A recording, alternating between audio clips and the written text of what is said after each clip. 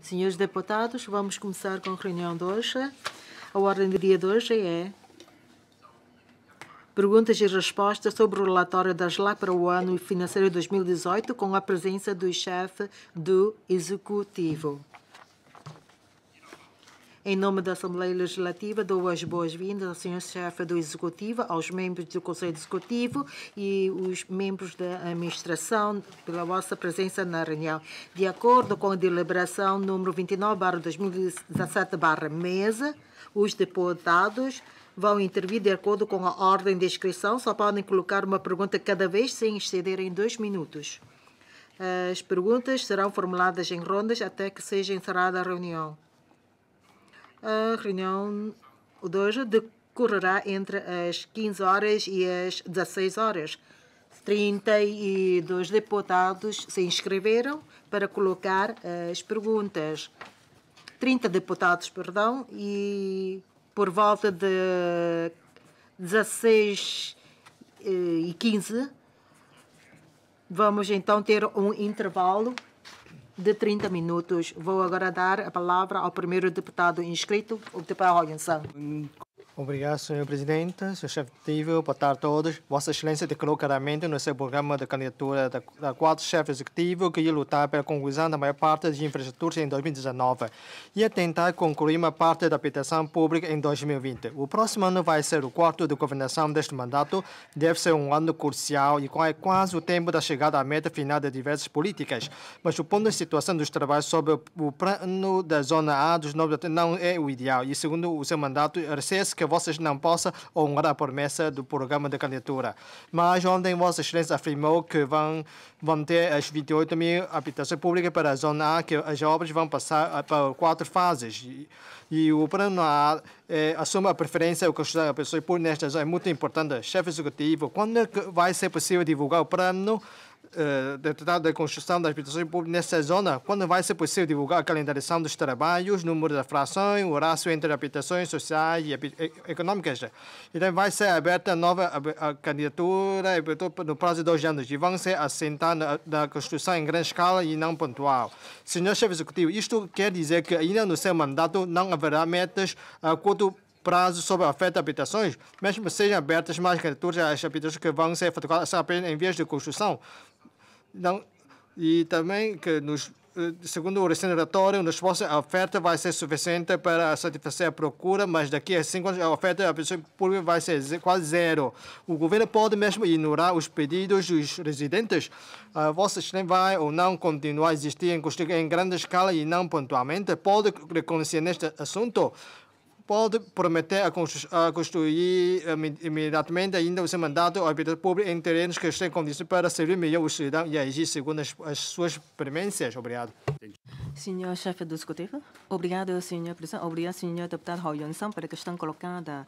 O governo da RAM tem vindo sempre a dar grande atenção à questão da habitação da população e referiu que se deve seguir a política de bem-estar para todos e habitação para todos. E aproveito esta oportunidade para esclarecer o seguinte, em relação às obras da Zona A dos Novos Atiros. Desde fevereiro de 2015, devido à problemática da questão do fornecimento da areia e para se coordenar com a construção da grande ponte, então foi suspensa a obra.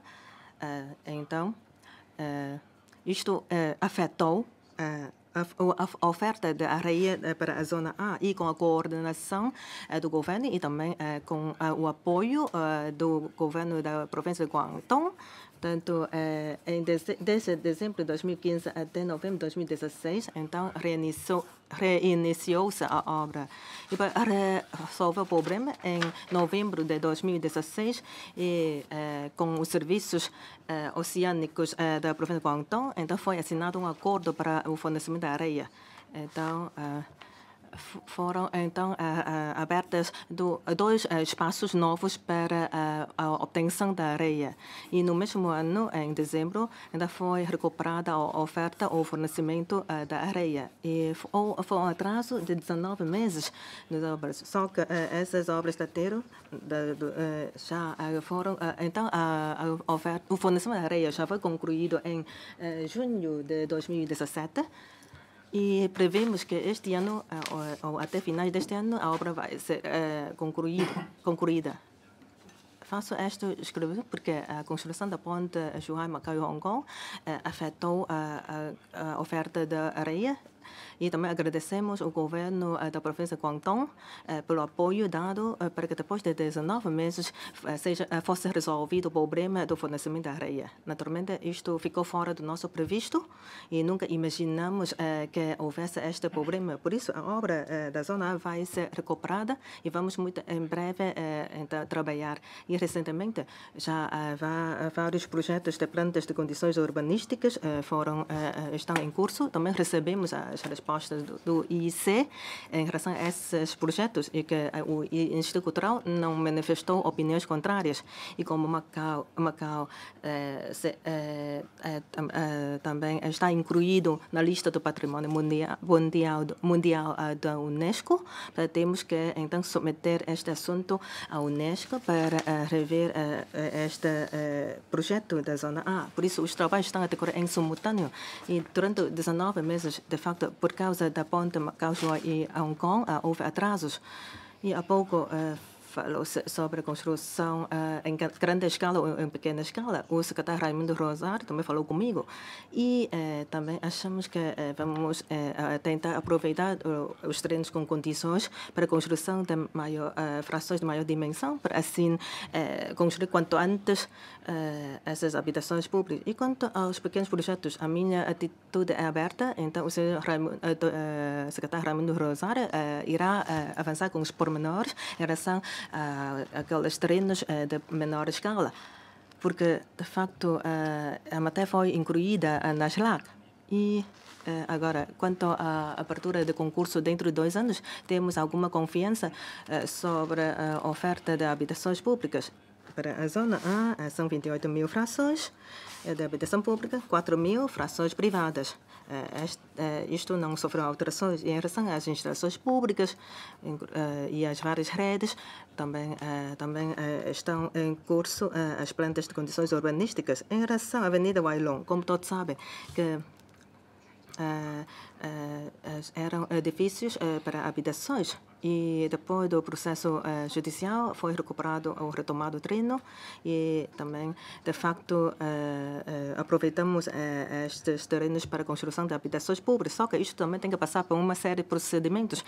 Temos que passar pelo Conselho do Planeamento Urbanístico e há que ser realizados relatórios de avaliação ambiental. Aliás, inicialmente estavam previstas 8 mil frações na Avenida Wailong e perante a avaliação do impacto ambiental e face aos problemas da ventilação e também devido à sua localização junto da encosta de uma montanha e, portanto, avançamos agora com uma nova solução, ou seja, para 6.500 frações. Isto já está incluído no nosso calendário. E quanto à antiga central térmica e também em relação ao oeste da Cotai, também vão ser oferecidas frações.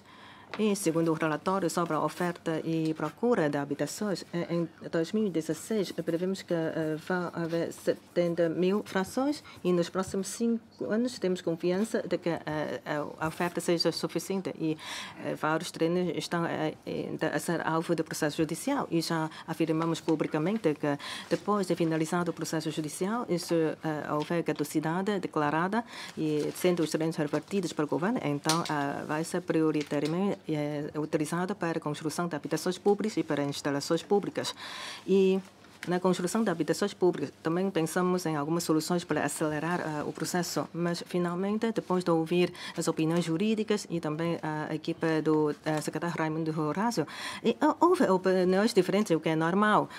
Existem diferentes opiniões jurídicas, inclusivamente, e agora as obras do governo precisam, por exemplo, as plantas de condições urbanísticas, será que temos que seguir todos os procedimentos ou há uma discussão diferente sobre o ajuste direto, sobre o concurso público? Tudo isto acarreta prazos diferentes, mas temos que seguir os procedimentos legais.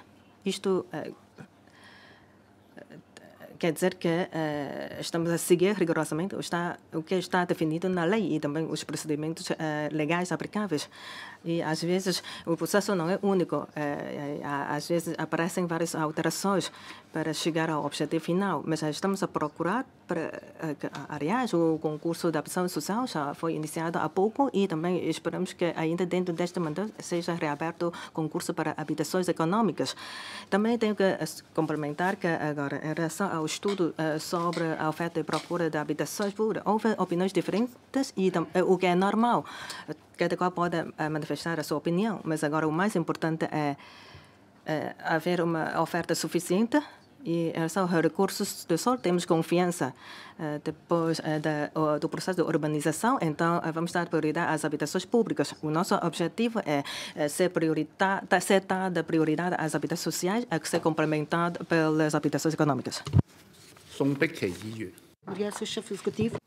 Senhor Presidente, Senhor Chefe Executivo, os setores até o governo sentenziam ao governo aranha que pensa na diversidade em termos específicos, pois só assim é que será possível viver e manter a longo prazo de estabilidade e prosperidade de Macau. Há meses, o mais forte tufão registrado em Macau nos últimos 50 anos causou 10 mortes e enormes prejuízos econômicos. E, embora já tenha passado, dificilmente será esquecido. Mas o mais importante é que as pessoas querem mudanças. A sociedade tinha esperança no governo e confiava muito nele. Lembre-se, os pais em luta pela União que entregaram ajoelhando-se cartas a Vossa Excelência quando da sua recandidatura. A solicitação constante da visão da lei por parte do grupo presidente afetados pelas pensões legais e também a luta pelas garantias de aposentação por parte dos funcionários públicos e aposentados que vivem com dificuldades. E o sonho de comprar uma casa de dezenas de milhares de jovens. Desejo de residentes vem melhorar a qualidade de vida. Perante esta solicitação, o governo da Arém, liderado por Vossa Excelência, procura encontrar soluções para resolver a situação. E alguns governos também se esforçam. Mas tudo acabou numa espera sem remédio devido a vários fatores históricos, tais como os recursos ambientais e a legislação da lei.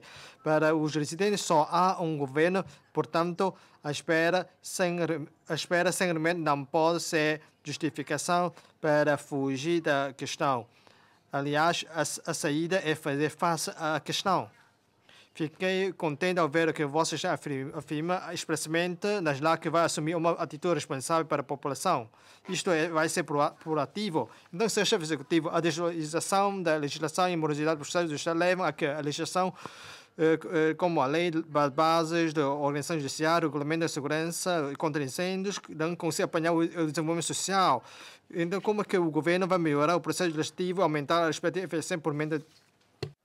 Sr. Chefe Executivo, faça favor. Obrigado, Sr. Presidente. Agradeço as perguntas do deputado São Pequé. Melhorar a legislação, o processo legislativo e a situação memorizada dos processos legislativos é um trabalho também prioritário do governo da Raia. E já foi criado, aliás, um mecanismo integrado para essas questões, no sentido de coordenar todos os circuitos relativos à produção legislativa, no sentido de conjugar com todos os procedimentos e trâmites para atingir o respectivo objetivo, mas devido a fatores históricos, de fato, comparativamente, se verifica uma certa desatualização da legislação, só que depois do retorno, o governo tem dado sempre prioridade ao bem-estar da população e resolver os problemas relacionados com a vida da população.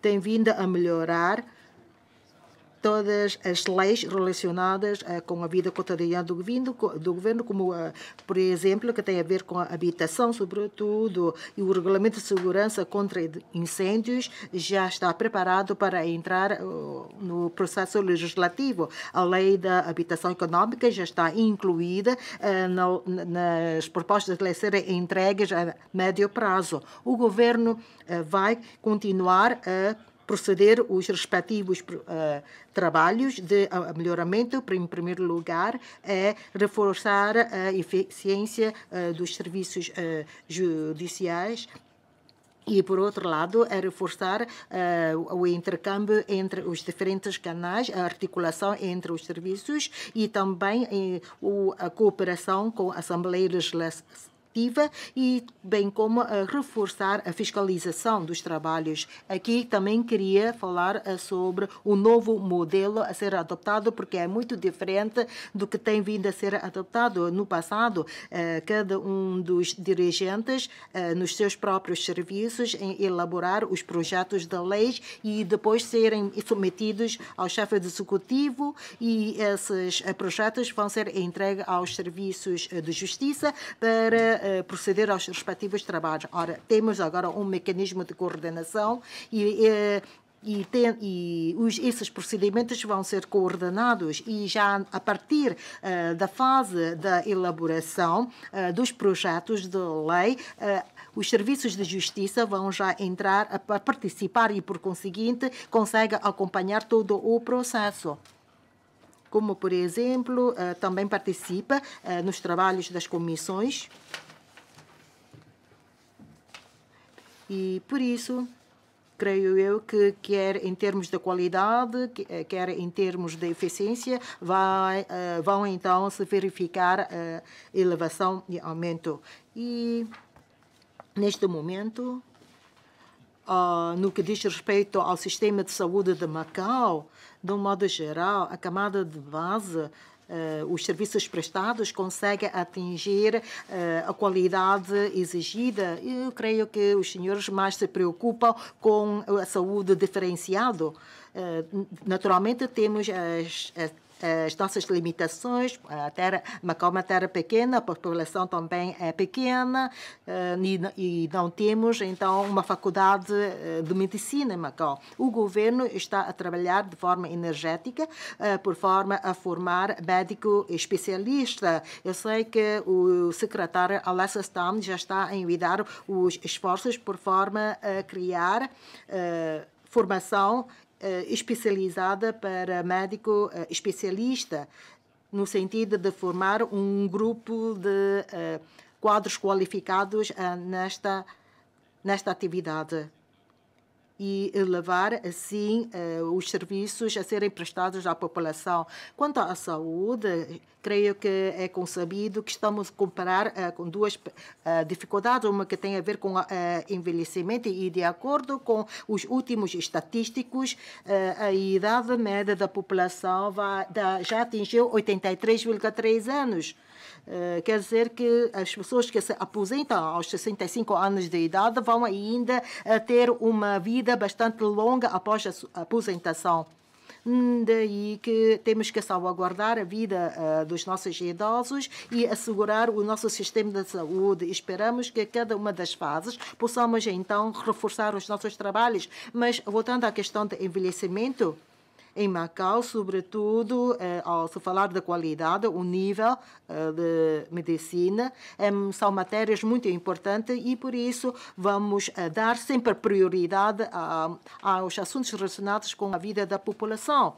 E vamos trabalhar por forma a otimizar todas as vertentes. E isto é verdade. Temos que, então, aumentar os nossos recursos, quer materiais, quer humanos, inclusivamente a formação de quadros. Muito obrigado. Deputado Goyo, obrigado, Sr. Presidente, Sr. Chefe Executivo. Macau pretende transformar-se no centro de turismo de lazer mundial e recentemente conseguiu designação da cidade criativa em gastronomia, o que beneficia o seu desenvolvimento.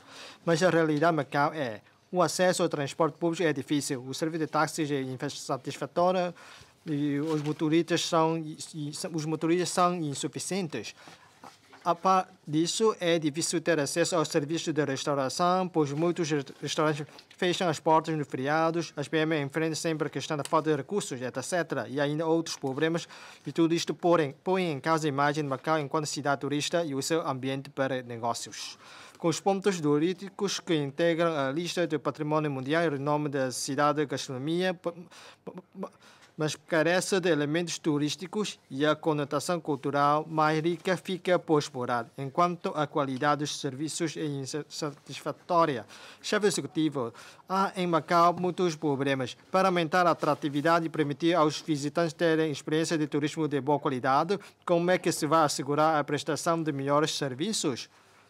Em que condições devemos basear-nos para construir um centro de turismo e de lazer a nível mundial? Como é que se pode criar uma verdadeira cidade de gastronomia? Obrigado. Por favor, Sr. Chefe Executivo, obrigado, Sr. Deputado Correia Yin. O plano quinquenal é o mais importante para Macau se afirmar como centro mundial de lazer e turismo e é um motor para impulsionar o turismo. E nós esperamos que os objetivos sejam atingidos e que a sua percentagem registrada nos 2 anos anteriores são satisfatórios, mas há ainda margem de aperfeiçoamento, como já foi referido pelo Correia Yin, relativamente às PME. Eu tenho ouvido as opiniões dos empresários, dos seus empresários, e temos trocado impressões para tentar resolver o problema relativamente à força laboral, especialmente para as microempresas. Só que muitos trabalhadores saem das PME para irem trabalhar nas grandes empresas, que depois de acolher as opiniões, e é uma questão que é discutível. Eu, francamente, queria abordar essa questão com os senhores deputados, especialmente a micro e PME. Por exemplo, com um motorista, um condutor, ele pode ter mais do que um trabalho, porque das informações que eu colhi, é que vem a saber a sua eficácia, que não se consegue manter o de levar. Quer dizer, há essa dificuldade. Por isso, nós temos de confrontar ou enfrentar com os dados científicos para detectar as deficiências. Depois de ouvir as várias opiniões, uma delas tem a ver com o licenciamento. Eu creio que vai ser revisto integralmente o regime de licenciamento, especialmente ao licenciamento de restauração, dos estabelecimentos hoteleiros ou de outros tipos de licenças. Isso tem a ver com as competências do IACM e da ST. Atualmente, das opiniões escolhidas, é de que o licenciamento é feito, prestado por um serviço one-stop. Ele tem de recolher todas as informações e depois é canalizado para os respectivos serviços. Quando haja detectado algum erro, ele tem de correr novamente todos os trâmites. Por isso, nós vamos estudar se é ou não possível, como o serviço one-stop. E outra questão que nós entendemos que é importante é a transparência, detectar as deficiências e retificá-las o mais rapidamente possível. Que se é o não possível, depois é não possível de ser substituído por uma licença provisória, e essa licença provisória passa posteriormente a definitiva. Por exemplo, quanto aos padrões de segurança alimentar, quer dizer, seja como for, é para para encurtar o tempo necessário para a finalização do licenciamento, porque são muitas as queixas. Há empresários que não se conseguem aguentar a situação, porque ele não fica sem receitas enquanto não obter a licença. O pior é que ele não sabe do prazo. Se é de um ano, ainda é possível de prever como gerir a questão. Agora, vamos a trabalhar no sentido de serviço one-stop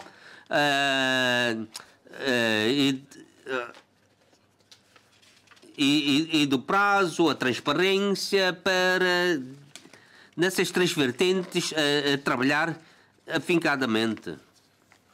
Dá 90%. Das PME, quer dizer, as empresas locais são constituídas, na sua maioria, por 90%. E que são as fontes a base da nossa economia. Casablanca passou a ser uma cidade criativa em gastronomia, e temos de agradecer ao Governo Central pelo apoio e à ajuda.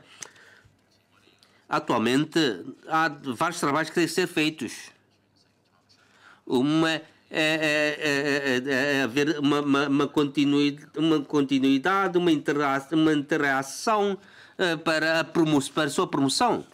Eu tenho reparado que já foi aqui referido que a nossa gastronomia tradicional é fazer todos os votos para que esse tipo de gastronomia não se perde no tempo. Esperamos que essa gastronomia caseira seja também aceite pela nova geração. Quer dizer, provavelmente ele pode ter outras opções profissionais. Quer dizer, tem aplicado vários recursos para que a gastronomia maquense, que é uma mistura da culinária ocidental-oriental. Nós esperamos que, nesse aspecto, nós vamos reforçar as ações de divulgação e promoção. E há instituições de formação. Que há uma que é académica, por exemplo, o IFT, e depois temos as escolas profissionais, que em cooperação com as grandes empresas de restauração,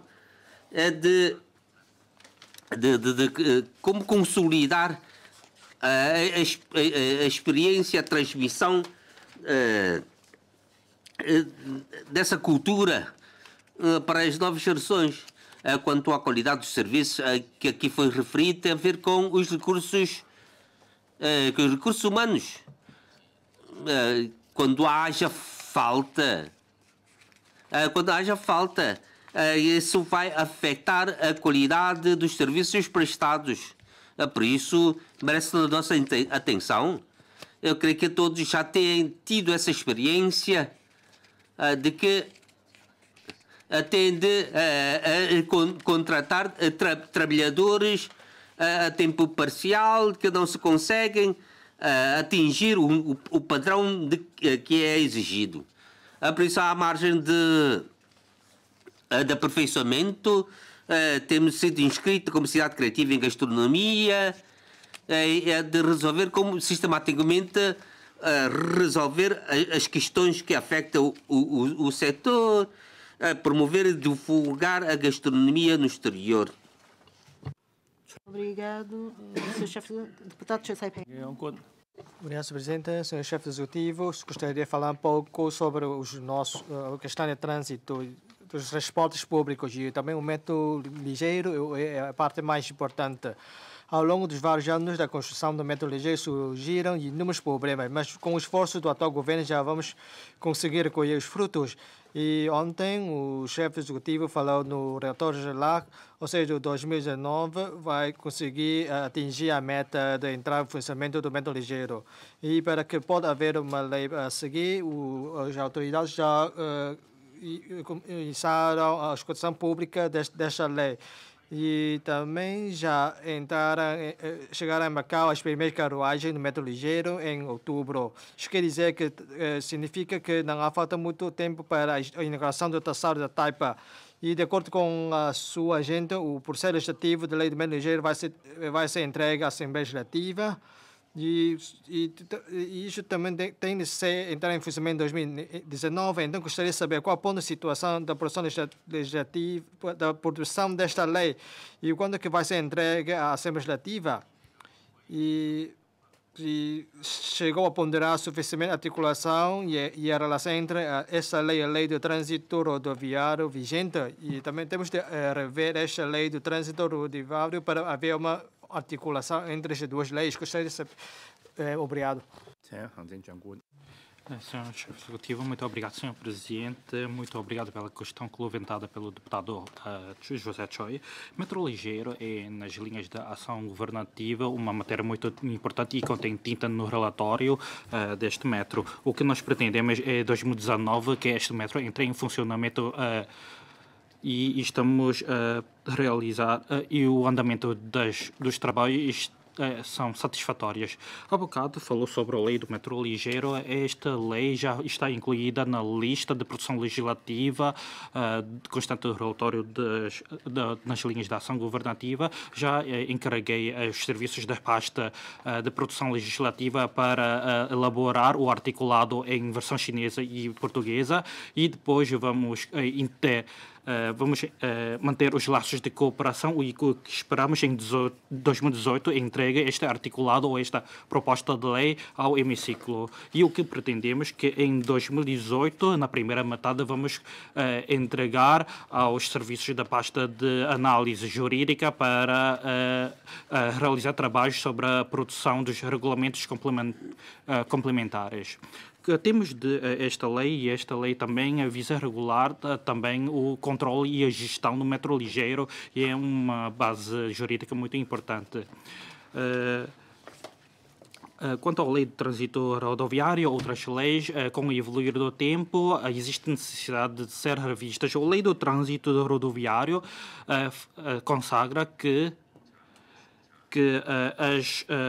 as vias são aquelas que estão integradas no domínio público de Macau e quanto a este aspecto, nós vamos rever. O que nós vejamos é que esta lei não existe uma grande ligação com a lei do metro ligeiro, mas vamos tentar rever a lei do trânsito rodoviário para satisfazer as necessidades. Obrigada. Deputada Chano. Obrigada, Sr. Presidente. Obrigada, Sr. Chefe do Executivo. Segundo o Plano Quinquenal de Desenvolvimento da RAIEM, a construção de Macau como cidade inteligente é uma importante estratégia de desenvolvimento para impulsionar a transformação gradual de Macau. Nesse sentido, há dias o governo assinou com o grupo Alibaba o acordo quadro para a cooperação estratégica na área da construção de uma cidade inteligente. Contar com os talentos é uma característica da cidade inteligente. Com recurso à tecnologia, recolha de megadados e informações na internet, pode criar-se um ambiente de vida próprio com mais qualidade e comodidade. Com o avanço da referida construção, Macau vai precisar de muitos talentos da área da informática e tecnologia para dar resposta às diversas necessidades.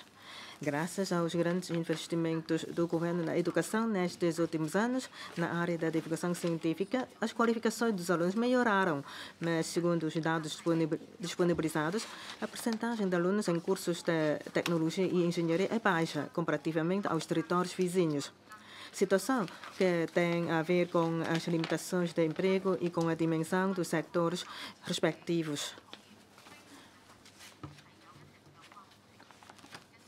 Por isso, Sr. Chefe do Executivo, quanto ao impulsionamento da construção de Macau como cidade inteligente, de que planos e projetos dispõe o governo para o próximo ano? Quanto aos talentos, o governo deve aproveitar o referido acordo quadro no sentido de cultivar os jovens de Macau e de os incentivar a tomar parte na referida construção. Como é que vai fazê-lo? Obrigada.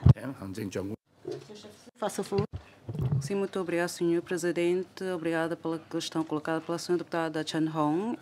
Sim, sabemos que o desenvolvimento desta área em Rayem é um bocadinho atrasado do que as outras regiões.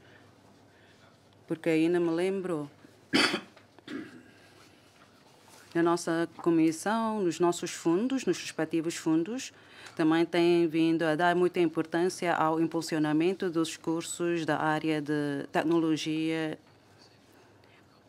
por forma a que os nossos jovens possam ter conhecimentos e tenham interesse em aprender os conhecimentos desta área, independentemente mesmo para o ensino superior e independentemente para os planos de vida dos jovens.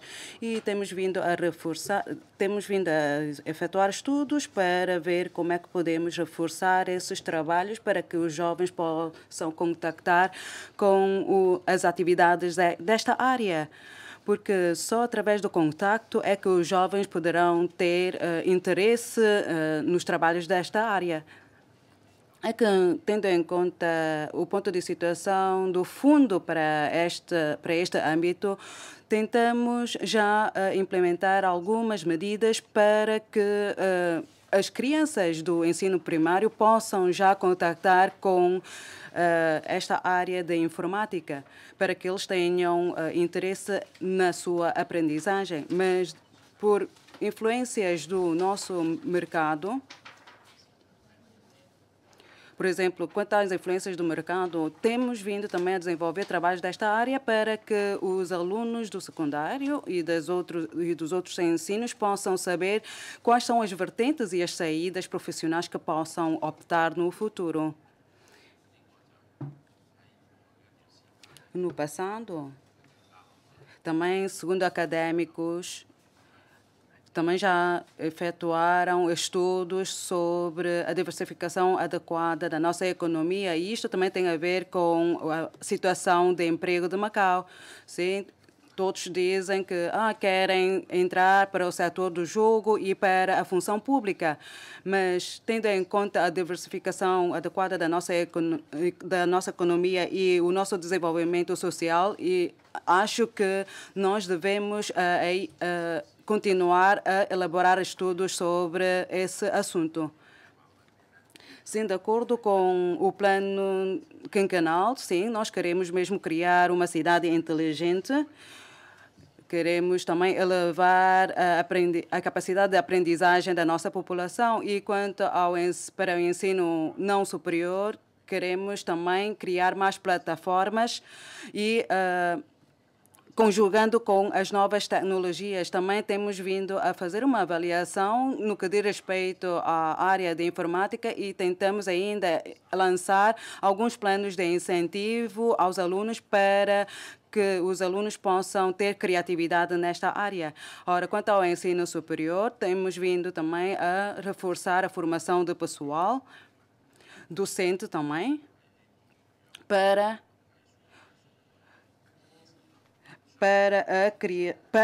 a formação de mais talentos para a área da computação em nuvem e na plataforma de megadados.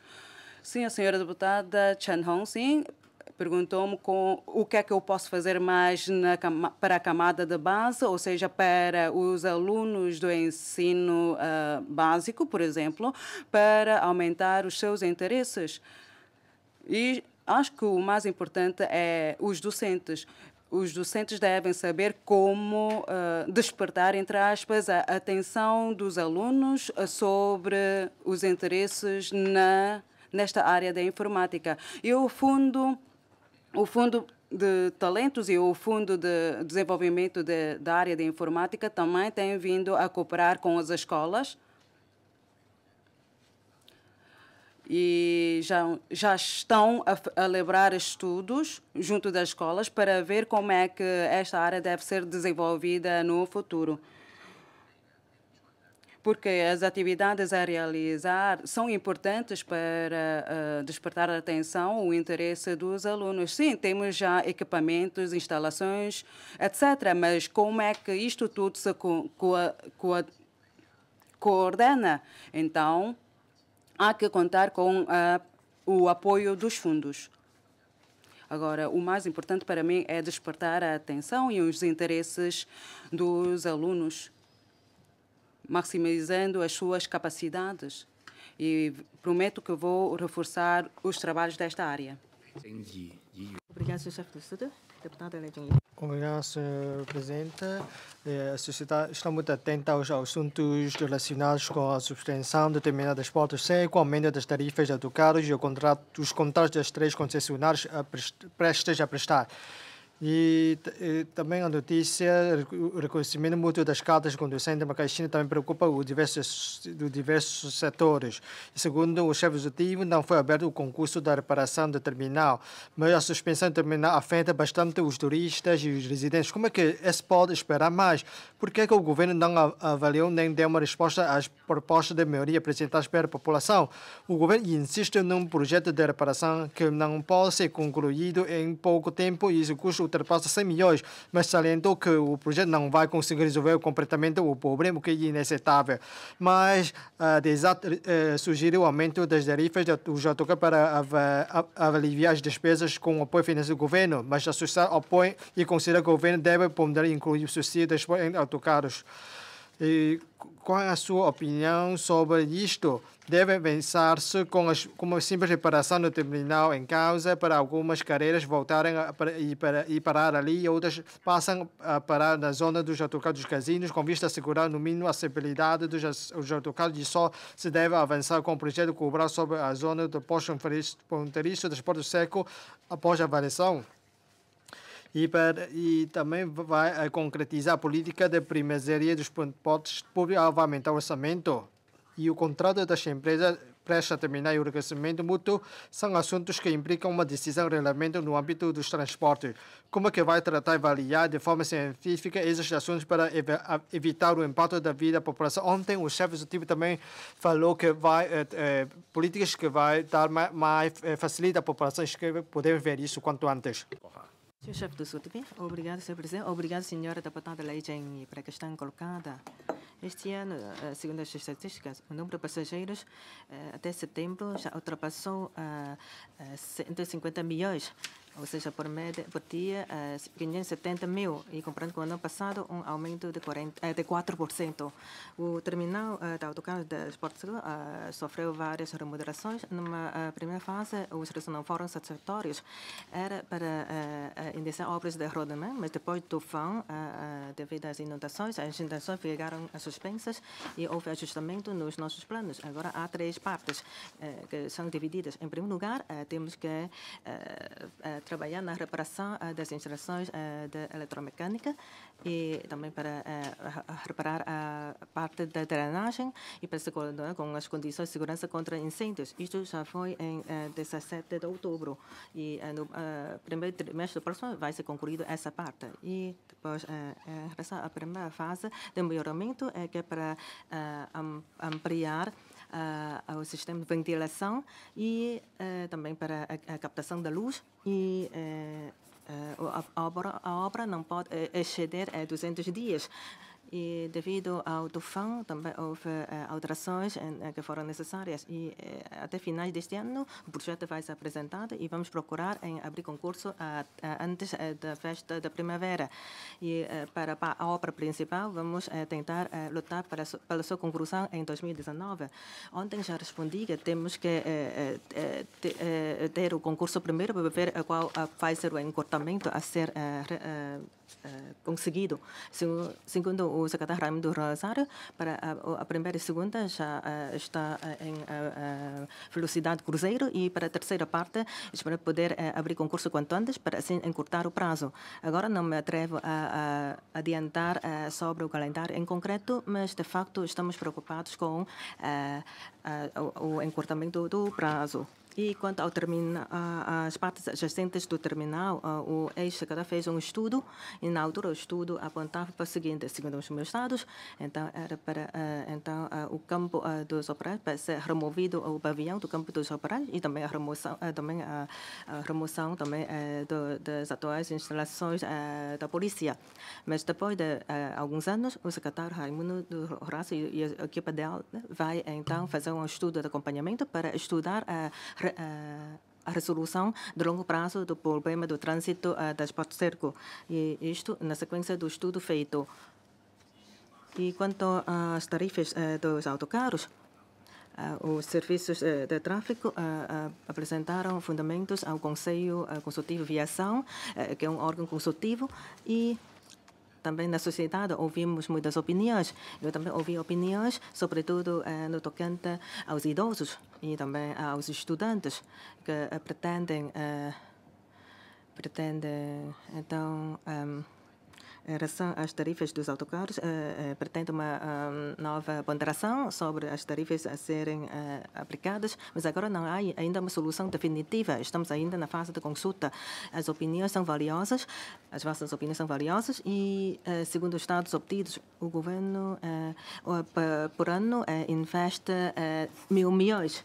Portanto, nesta parte, e agora também damos muita atenção àqueles aspectos, como já referi, quanto à questão da separação entre residentes e não residentes. Não recebi muitas opiniões.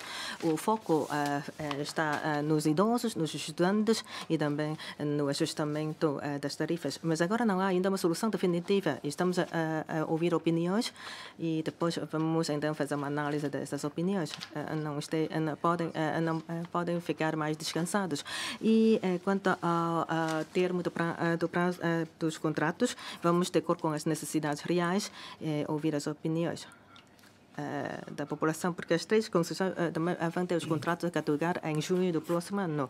E também incumbimos a instituição académica para estudar sobre a política do serviço de autocarros. Depois do estudo elaborado, então podem apresentar vossas opiniões em relação às políticas nesta matéria. E quanto ao reconhecimento mútuo das cartas de condução, também ouvimos diferentes opiniões.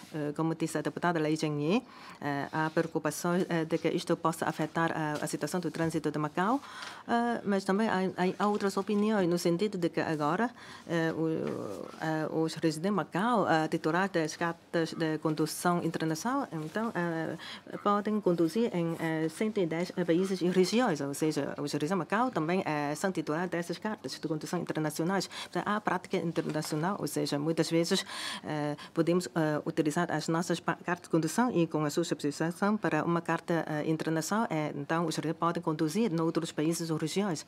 Segundo a avaliação feita pelos serviços de tráfego, então, este reconhecimento mútuo das cartas não vai causar grande impacto para Macau. Se calhar, temos que ouvir mais opiniões e também, após algum tempo de aplicação, é que podemos saber do seu impacto. Obrigado. Senhor chefe executivo. Obrigado, Sr. Presidente. Senhor chefe executivo, boa tarde a todos. Nos últimos anos, o governo avançou com a reforma administrativa, extinguiu, fundiu e reformulou vários serviços públicos. Teve algum sucesso e a eficácia governativa aumentou. Mas a atual reforma administrativa, especialmente o governo inteligente, não consegue satisfazer as expectativas dos cidadãos. E acredito que o governo sabe bem disso. Segundo os cidadãos, um assunto envolver vários serviços é normal. E os serviços one-stop não passam de mera formalidade, porque cada serviço aprova a sua parte e os processos não foram simplificados. Portanto, mesmo quando os documentos estão prontos, ficam na gaveta e só entram no último minuto. Por exemplo, os cidadãos tiveram de se deslocar a vários serviços para tratar o cancelamento de matrícula de veículo após o tufão Hato. Nas licenças para restauração, o chefe do advogado também já falou, não há um sistema de interserviços para a partilha de documentos e dados. Portanto, o requerente só é notificado para apresentar novo pedido ou documentos em falta após uma longa espera pelas aprovações. Isto é uma baixa eficácia como está a rara. Ontem, o chefe executivo também falou que ia aperfeiçoar vários procedimentos de interserviços. E também vai aperfeiçoar o serviço one-stop. como é que vai melhorar esses procedimentos? Vai delegar poderes ao pessoal da linha de frente para concretizarem aprovações? A médio e longo prazo, como é que vai resolver os problemas da falta de flexibilidade, da atitude negativa e da morosidade nas aprovações na administração? Obrigado. Senhor chefe executivo, faça favor. Obrigado, Sr. Presidente. Eu agradeço as perguntas do deputado Sicalon. Nós reconhecemos que, de fato, existe este fenómeno de uma mesma questão. Vários serviços públicos intervêm no respectivo tratamento e, de fato, os custos e o tempo necessários são bastantes para obter uma determinada licença. O governo vai pensar no sentido de aperfeiçoar os procedimentos e elevar a qualidade dos serviços, esperando optimizar também os circuitos de trabalhos nos diversos serviços públicos, por forma a elevar a eficácia, quer a nível de funcionamento, quer a nível de gestão. São esses os trabalhos prioritários em relação a esta matéria. A partir de 2015, o governo já começou com a reorganização de funções e estruturas dos serviços públicos, cuja primeira fase foi já concluída este ano. No período entre 2015 e 2017, 15 serviços públicos foram reestruturados. Têm sido extintos 6.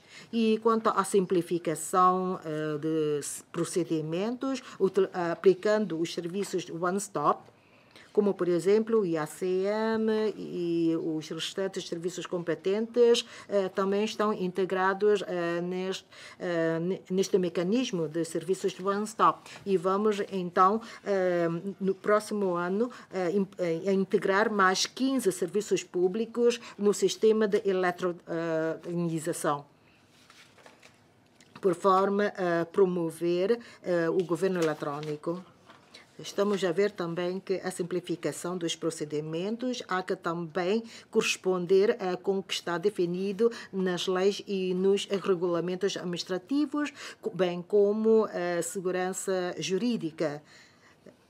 Em paralelo, esperamos ao mesmo tempo que possamos também ter uma sociedade, um governo servidor da população. Por um lado, em relação aos dirigentes, há que então ter um pensamento que condiz com esses objetivos e bem como toda a equipa de trabalhadores da função pública, que sabemos que temos que ter em conta servir a população, um princípio que todos têm que compreender e que vai trabalhar por forma a concretizar este princípio. E também a ter um espírito de responsabilidade, e só assim é que é possível de proporcionar serviços de qualidade. E também é uma missão de todos os trabalhadores da função pública, quer os funcionários em geral, quer os dirigentes, quer os titulares dos principais cargos, também devem obedecer a este princípio, e o staff também deve erguer um bom exemplo. Esperamos que, passo a passo, somos capazes de cultivar na máquina administrativa este novo pensamento. E queria também aqui falar sobre a mobilidade transversal na área de obras públicas e transportes. Neste mandato, aliás, já foram realizadas introduzidas várias alterações a nível da mobilidade transversal. Há quem entenda que isto pode dar caso à morosidade ou à atitude negativa, bem como à falta de flexibilidade, e questionando assim da determinação do governo em levar a cabo a mobilidade transversal.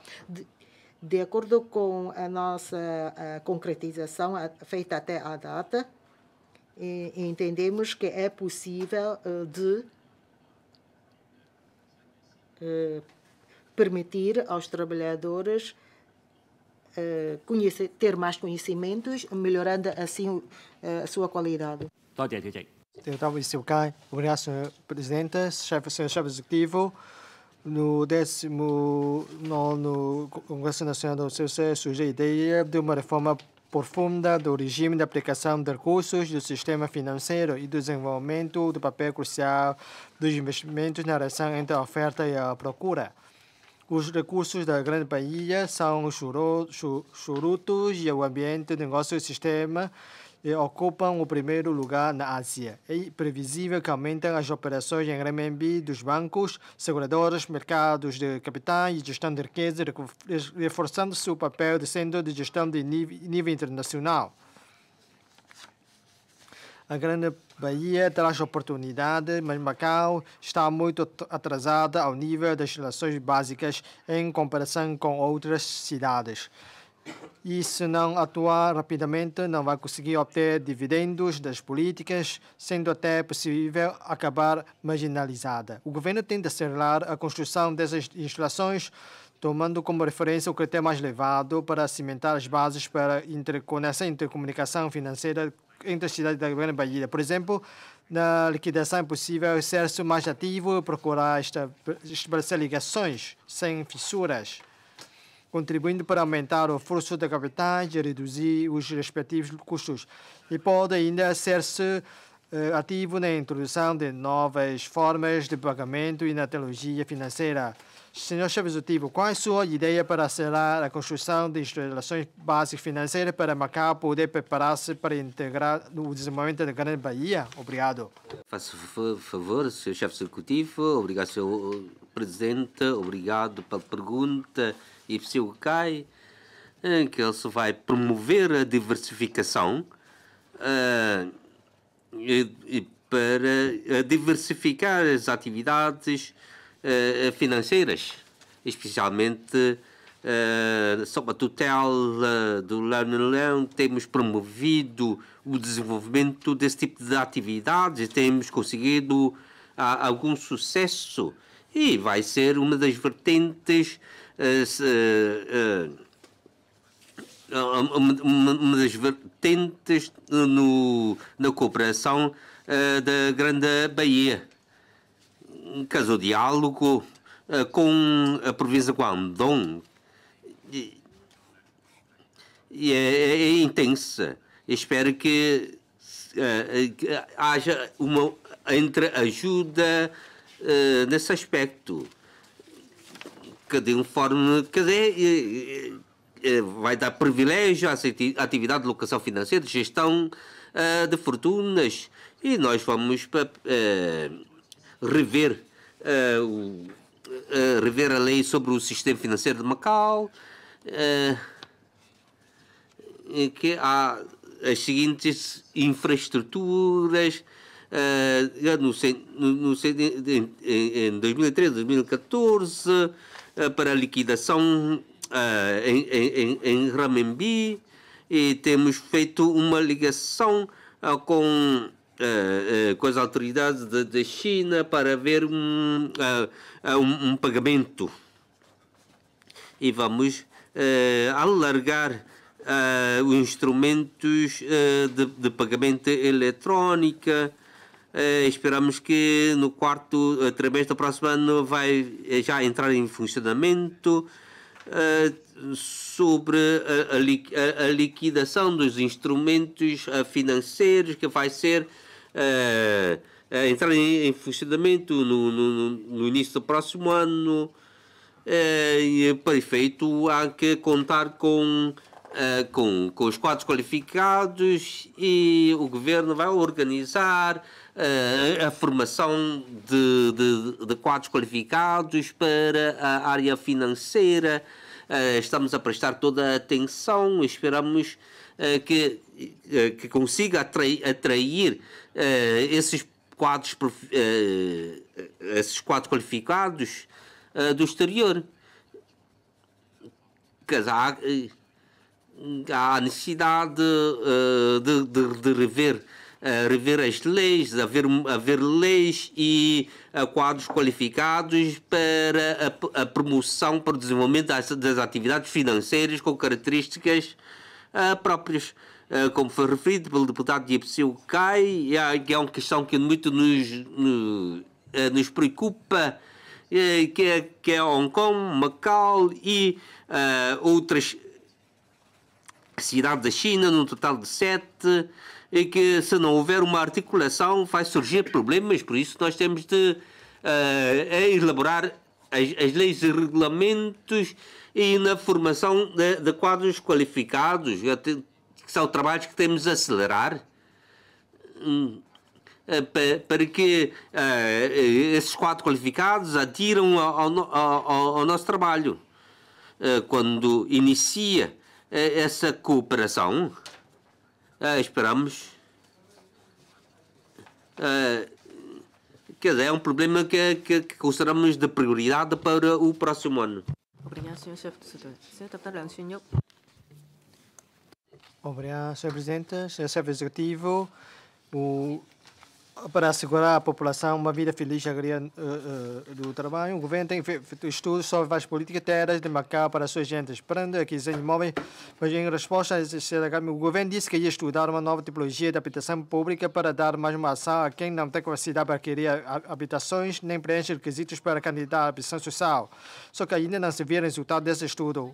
O governo divulgou recentemente sobre a procura de habitação, no qual se prevê satisfazer a necessidade da população pública no prazo de 10 anos. Mas a sociedade duvida dessa previsão, pois entende que a procura real ultrapassa a previsão. De fato, seja qual for a tipologia, tem a ver com o planeamento da oferta de terrenos de habitações. Até setembro deste ano foi declarada através de despachos do governo a caducidade de 57 terrenos, envolvendo uma área total de 470 mil metros quadrados. Senhor chefe executivo, quantos terrenos é que se prevê recuperar?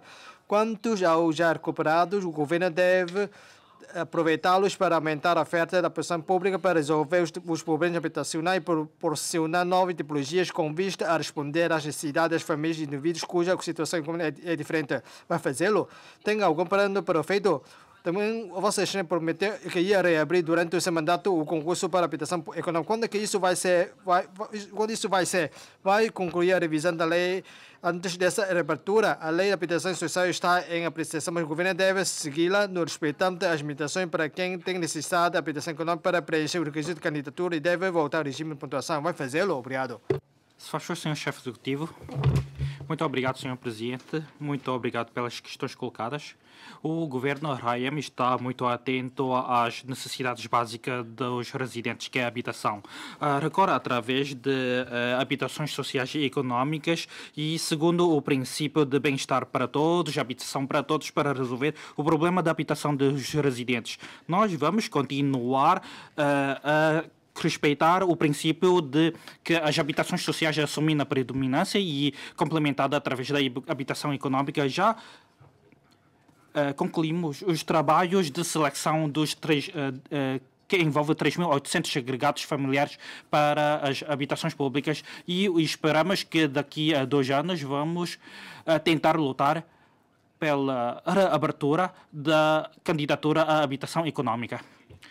Segundo o relatório sobre a oferta e a procura da habitação pública, em 2016, a oferta é de 70 mil e o que esperamos é que daqui a 10 anos conseguimos facultar habitações que satisfazem as necessidades de diferentes camadas sociais. O senhor secretário Raimundo também que curto e médio prazo temos 42 mil e estamos a acelerar os nossos trabalhos para tentar facultar mais. Ao bocado, o senhor deputado colocou muitas perguntas, que uma tem a ver com a declaração de caducidade de algumas concessões de terreno, que envolve 470 mil metros quadrados. Temos de aguardar pelos resultados dos processos judiciais. Se concluído os processos judiciais e o governo ganha o processo, eu acho que podemos aproveitar estes terrenos reavidos para a construção de instalações públicas ou habitações sociais, habitações públicas. Quanto às novas tipologias de habitação pública, tal como o senhor deputado disse, que nunca podemos desviar do planeamento da construção de habitações públicas. Agora, o governo está a construir principalmente habitações sociais e económicas. Quanto às novas tipologias, este é um tema que merece de estudo. E agora o governo não consegue prever quantos terrenos podem ser reavidos, porque depois de findar uma concessão, temos de percorrer os procedimentos e e depois, quando existem condições, é que podemos aplicar a lei de terras e ir a ver o terreno. Mas quanto às habitações públicas, nomeadamente as respectivas leis, nós estamos a preparar, tudo está preparado e já enviamos a lei da habitação social para o hemiciclo e vamos acelerar os trabalhos e lutar na medida possível enviar a proposta de lei de revisão da lei de habitação económica. E também muitos deputados estão atentos à habitação pública. Reitero mais uma vez que estamos para optimismo, mas por causa do abastecimento da areia afetam muito os nossos trabalhos e também quanto ao planeamento das habitações na Avenida Wailong, temos de percorrer o processo que tem a ver com o CPIU e com as outras entidades e quase estamos a concluir os nossos trabalhos e vamos lutar em 2009 de reabrir a candidatura para a habitação económica. Muito obrigado. Senhor Presidente, Senhor Chefe Executivo, Senhores Membros do Governo, Senhores Membros do Conselho Executivo, caros colegas, boa tarde. Senhor Chefe Executivo, no dia 1 de agosto de 2016 foi içado o sinal número 3 do tufão Nida. No dia 4 de agosto de 2016, pelas 15 horas, apresentei conjuntamente com um grupo de cidadãos, na sede do Governo, uma petição dirigida a Vossa Excelência, solicitando a instalação de uma sindicância aos serviços meteorológicos nos termos do artigo 357 do ETAM, face aos supostos constantes abusos de poderes, agressões verbais aos subordinados, exposição de objetos supersticiosos nas instalações públicas, má gestão por parte do pessoal da direção a quando da passagem do tufão Nida. De recordar que no dia 6 de junho de 2016, ou seja, 2 meses antes da vinda do tufão Nida, apresentamos conjuntamente com funcionários dos serviços meteorológicos uma queixa ao Comissariado contra a Corrupção quanto aos abusos acima referidos. Desde essa data até o tufão Ato, no dia 23 de agosto de 2017, cerca de um ano, nada foi feito. Tudo caiu num saco roto. No dia 19 de outubro de 2007, o CCAC divulgou o relatório sobre os serviços meteorológicos, confirmando a maior parte dos factos constantes na nossa queixa, apresentada em 6 de junho de 2016. Assim, pergunto a Vossa Excelência, a tutela, ao nomear o engenheiro Tan Weiman, afirmou que assumia todas as futuras responsabilidades dos serviços meteorológicos. Assim, quem vai assumir os abusos e a má gestão dos serviços meteorológicos na pessoa do ex-diretor Fong Shui-Kun? Ou seja, que responsabilidades políticas poderão ser assacadas pela omissão das queixas apresentadas por deputados e cidadãos a quando da passagem do tufão Ato e nos termos dos estatutos dos titulares dos principais cargos e as suas regras de conduta em vigor em Macau desde o ano 2010. Muito obrigado. Abraço, chefe executivo. Obrigado, Sr. Presidente. Obrigada pela questão colocada pelo Sr. Deputado Pereira Coutinho. Sim, quanto à responsabilização, o regime de responsabilização é importante para os titulares e temos a tentar reforçar esta medida junto dos titulares. Quanto à responsabilização, já temos um regime perfeito. Por exemplo, temos já o Estatuto dos Titulares dos Principais Cargos da RAIEM.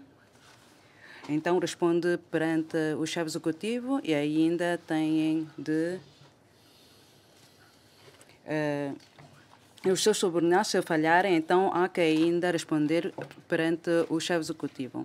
E há que ainda fiscalizar os trabalhos dos seus subordinados e, tendo em conta as novas questões, o governo tem vindo a efetuar as respectivas avaliações e estudos. Quanto à gestão interna dos serviços meteorológicos, o governo da RAIM tem vindo a dar muita importância e tem vindo a escutar a opinião da sociedade. E o CCAC já realizou os seus trabalhos de investigação e já concluiu e publicou o relatório. Houve investigações sobre o funcionamento total dos serviços meteorológicos e já arrancou com um processo judicial.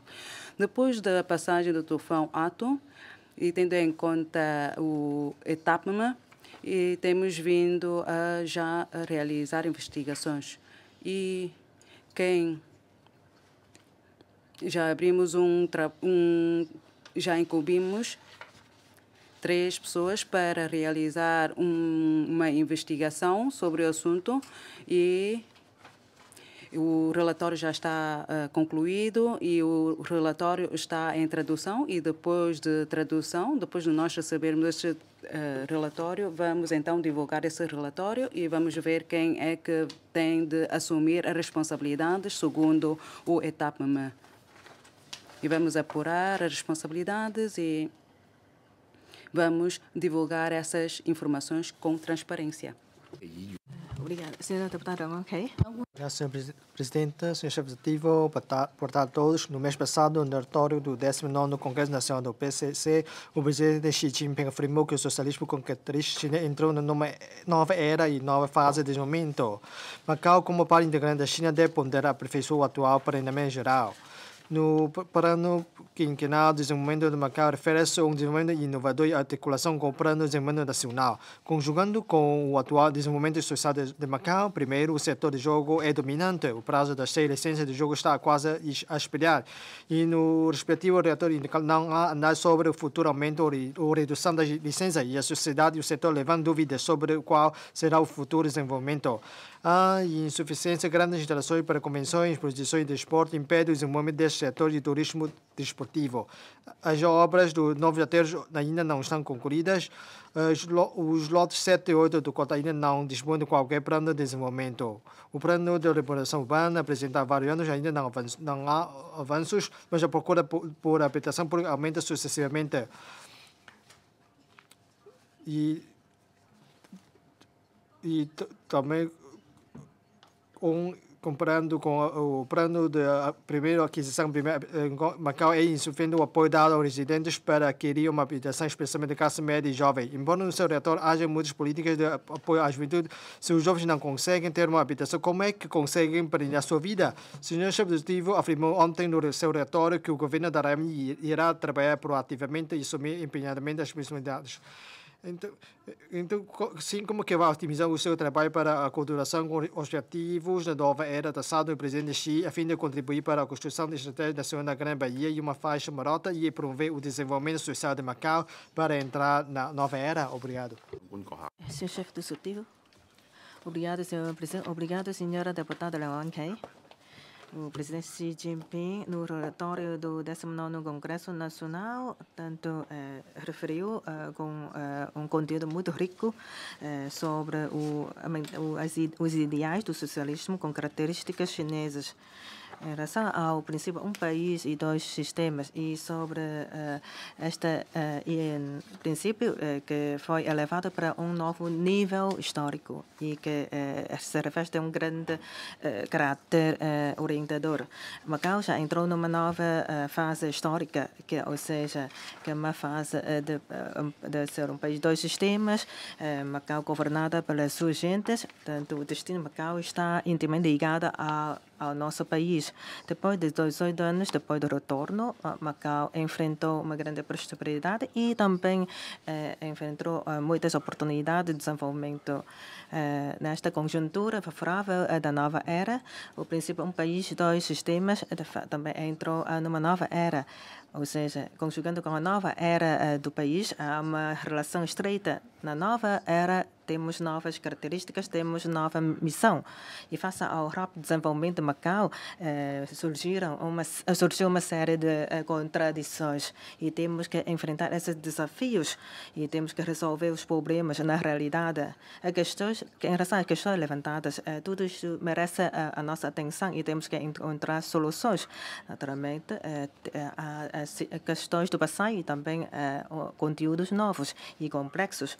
Por exemplo, como podemos aproveitar as áreas marítimas de 85 km². Então, tudo isto então, há que se coordenar com a nova estratégia do país e temos que ter a conjuntura do país e também em prol do interesse geral de Macau para encontrar essas soluções.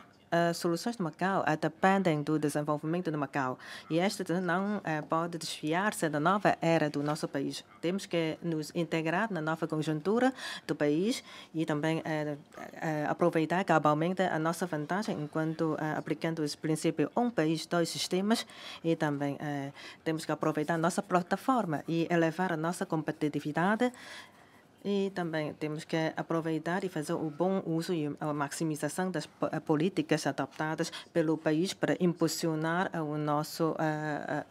a nossa causa de Macau com o princípio um país, dois sistemas. Isto para se adaptar à nova era e também ao ideal do socialismo com características chinesas. E quando se fala da questão de Macau, eu creio que em relação a isto, em relação a Macau, posso prestar alguns esclarecimentos para a vossa análise. Ontem, quando no meu relatório já falei sobre as instalações desportivas que desde 2006 até agora já se passaram 10 anos e temos que avaliar sobre o reforço das instalações desportivas e dos grandes pavilhões no futuro. Isto vai contribuir para o nosso turismo e também para o setor desportivo de Macau. E em relação aos aterros, obras de aterro, eu já falei sobre a questão da Zona A, sobre a situação da Zona A, que em 2017, em final de 2017, vamos concluir os aterros da Zona A e em relação às outras zonas, temos 5 zonas, que as obras vão ser concluídas sucessivamente. E em relação aos lotes 7 e 8 que não conseguem ser aproveitados ainda, de facto são reservas de terrenos muito preciosas de Macau, esses lotes 7 e 8 do Cotai. E quanto à renovação urbana, também estamos a trabalhar empenhadamente na construção das sociedades e também em apresentar o respectivo diploma legal. A tutela vai continuar a acompanhar. E quanto às habitações públicas, como já expliquei, a situação, eu creio que já está o ponto esclarecido. Deputado Lam Luan Wai. Obrigado, Sr. Presidente. Senhor Chefe Executivo, boa tarde a todos. Para garantir o direito de acesso ao emprego dos trabalhadores locais, o governo tem de reforçar a gestão e importação dos trabalhadores e de concretizar o mecanismo de saída, com prazo definido para que assumem cargos de direção, assegurando a prioridade dos locais. O governo também tem de cumprir as funções de analisar a oferta e a procura de trabalho, efetuando bem os trabalhos de formação, distribuição e recomendação dos trabalhos de recursos humanos para, com base nisso, definir políticas e medidas para incentivar a promoção e desenvolvimento profissional dos locais. Há que controlar bem a saída dos trabalhadores não residentes e o trabalho que o governo dará tem que conseguir. Senhor chefe, enquanto existem em Macau cerca de trabalhadores 430 mil, uma percentagem de 40%. E no relatório do LAS, o chefe falou que para manter a baixa taxa de desemprego, para elevar a capacidade e a qualidade dos serviços prestados pelos residentes. Quanto ao controle e ajustamento do número de trabalhadores não residentes, ao aperfeiçoamento do mecanismo de saída e reforço da formação profissional, de que medidas constantes lá para o próximo ano. Quanto à diversificação das opções no acesso ao emprego e ao espaço de desenvolvimento, existe algum rumo concreto? Obrigado. O chefe executivo, faça favor. Obrigado, Sr. Presidente. Agradeço as perguntas do deputado Lam Luan Wai. Quanto ao controle de trabalhadores não residentes, o governo tem sempre vindo frisado e cumprido o princípio de que a importação de trabalhadores não residentes visa somente suprir a insuficiência de recursos humanos locais e este princípio nunca se alterou. Por isso, o governo tem vindo a atualizar a cota de trabalhadores não residentes, tendo em conta as necessidades reais de Macau. Em 2016, setembro de 2016, 208 mil trabalhadores e depois, em 2017, até setembro, 176 mil. E os que trabalham na área da construção civil, até 2016, 406 mil. Houve, por volta de 40 mil trabalhadores, houve uma redução de cerca de 22%. Nós vamos, então, dar instruções aos serviços competentes para fazer uma revisão geral sobre as necessidades de trabalhadores não residentes. Por exemplo, no setor do jogo, vamos também promover e através de ações administrativas para que postos de nível médio e alto para serem ocupados por trabalhadores residentes de Macau. Isto é uma medida a ser implementada passo a passo e quando houver vaga e os lugares que se forem ocupados por não residentes e quando vagar vão ser então ocupados por residentes locais. Vamos também proporcionar oportunidades de formação por forma formar os nossos trabalhadores locais, adquirindo habilitações e habilidade para assumir cargo de gestão. Por outro lado, vamos também criar condições para melhorar a situação de emprego, aplicando medidas e soluções diferentes e reforçando também a cooperação com as empresas locais.